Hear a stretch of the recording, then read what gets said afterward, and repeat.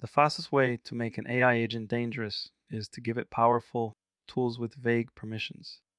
Tools are where suggestions become consequences. A prompt by itself can be wrong. That is annoying. But a prompt connected to tools can be wrong and take action.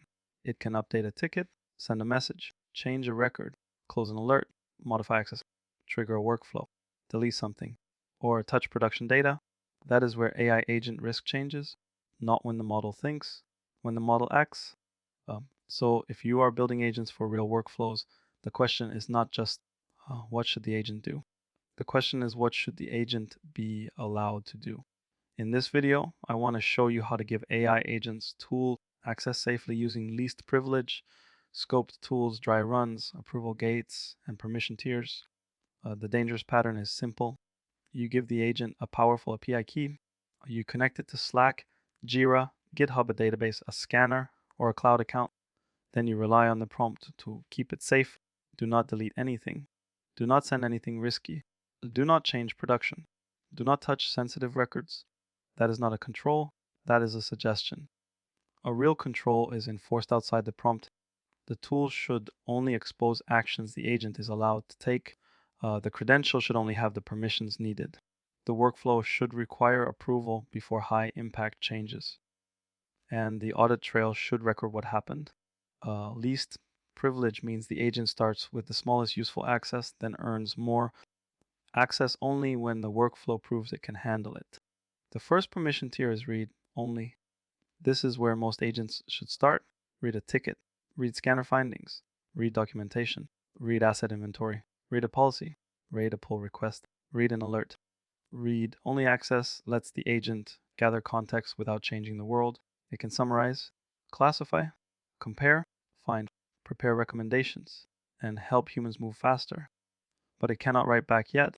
This is the safest way to learn whether the agent is useful. Before you let it change anything, let it observe and explain. If it cannot produce useful read-only work, it has not earned write access. The second tier is draft only. Now the agent can prepare an action, but it cannot execute it. It can draft a Jira update, draft an email, draft a Slack message, and draft a pull request comment, draft a remediation plan, draft a control evidence summary.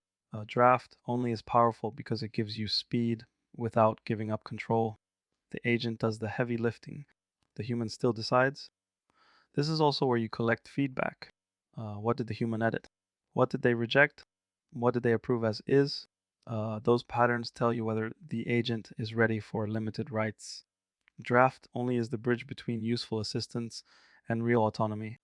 The third tier is limited rights. This is where the agent can change a system, but only within tight boundaries. For example, it can add an internal note to a ticket, but it cannot close the ticket. It can apply a label, but it cannot change severity. It can update a draft field, but it cannot publish externally.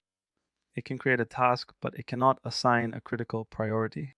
It can open a pull request, but it cannot merge it. Limited rights should be narrow, reversible, and easy to audit. You want actions that are useful, but not catastrophic.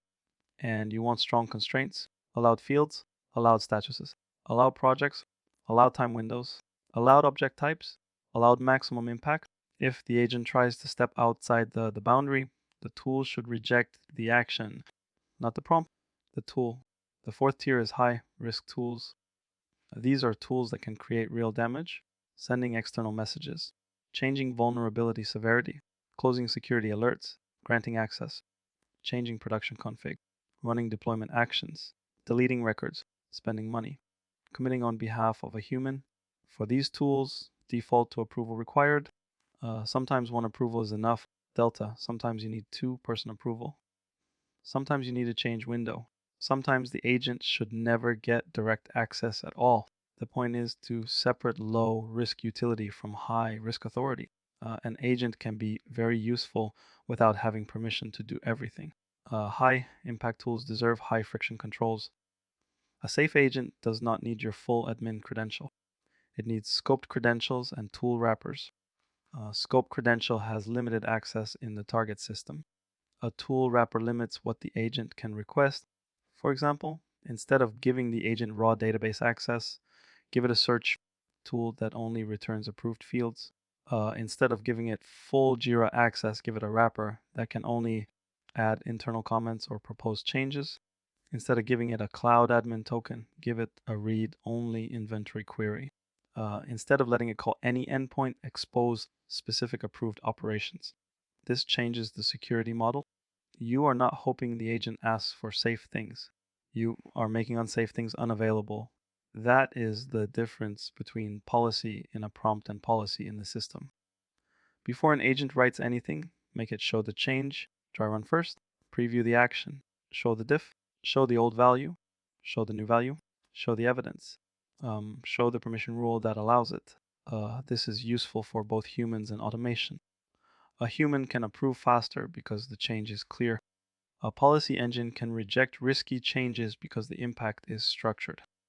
A logger can record exactly what was proposed before anything happened. Dry runs are especially important when the action is hard to reverse. If the agent cannot explain the change before it makes the change, it should not be allowed to make the change. Here is a cybersecurity example. Imagine a vulnerability TRIAGE agent. Read-only access is safe. It can read scanner findings, asset inventory, exposure status, ownership, exploit intelligence, and policy rules. Draft only is also useful.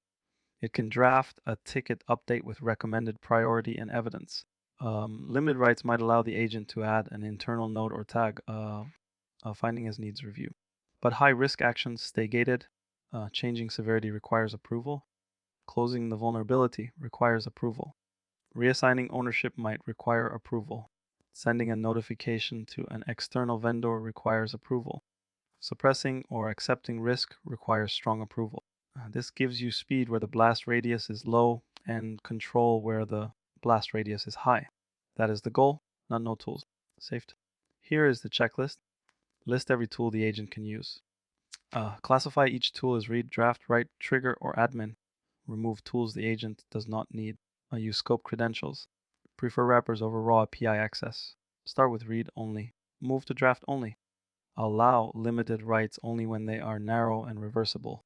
Require approval for high risk actions. Use dry runs and diffs before writes. Log every tool call. Track rejects edits and overrides. Review permission drift. Rotate credentials. Revoke access when the workflow changes. That is how you give agents useful access without giving them the keys to everything. AI agents should not start with trust. They should earn it. Start with read only, then draft only, then limited rights. Keep high impact actions gated. Wrap tools, scope credentials, preview changes, log everything. And only expand access when the evidence says the workflow is ready. The goal is not to make agents powerless. The goal is to make them useful without making them reckless. Because once an agent has tools, safety is no longer just about what it says. It is about what it can do.